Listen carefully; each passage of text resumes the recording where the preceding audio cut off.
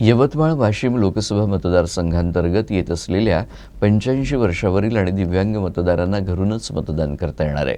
अशा ज्या मतदारांनी मतदान केंद्रस्तरीय अधिकारी यांच्याकडे घरून मतदान करण्यासाठी अर्ज सादर केले आहेत, अशा मतदारांना पोस्टल बॅलेट पद्धतीनं गृहभेटीत मतदान करता येणार आहे.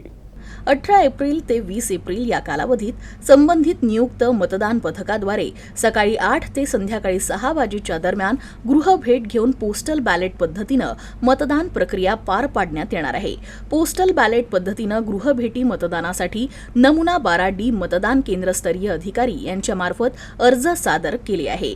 अशा 85 वर्षावरील आणि दिव्यांग मतदारांनी संबंधित कालावधीत नमुना 12D अर्जात नमूद केलेल्या पत्त्यावर उपस्थित राहून मतपत्रिकेद्वारे मतदानाचा हक्क बजावावा असं आवाहन यवतमाळच्या सहाय्यक निवडणूक निर्णय अधिकारी यांनी केलं आहे.